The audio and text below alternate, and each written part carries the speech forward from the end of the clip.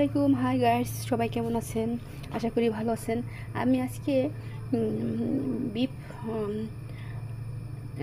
Beef কাবাব তৈরি করে দেখাবো।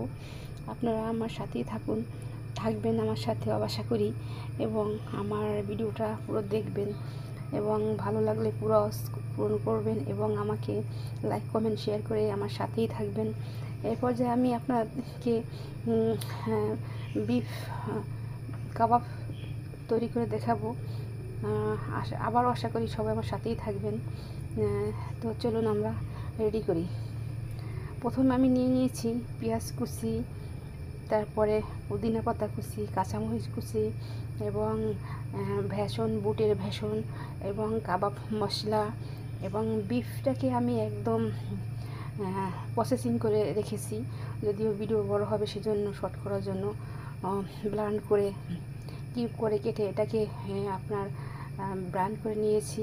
সাথে নিয়েছি আমি হালকা 2 চামচ পরিমাণ ময়দা। তো এখন আমরা সবগুলি একত্রে অ্যাড করে নিব।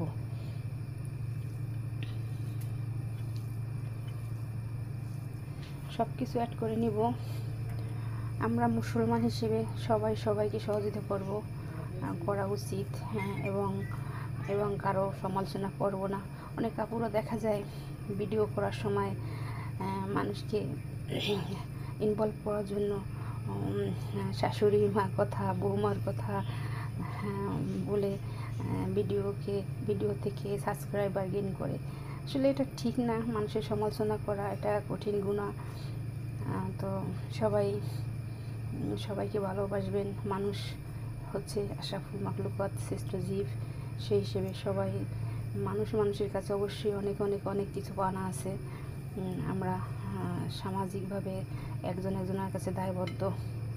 তো আমার এ পর্যায়ে সব কিছু মোটামুটি একটা পর্যায়ে অ্যাড করা হলো। এর সাথে আমি একটু সামান্য পরিমাণ পানি অ্যাড করে নেব।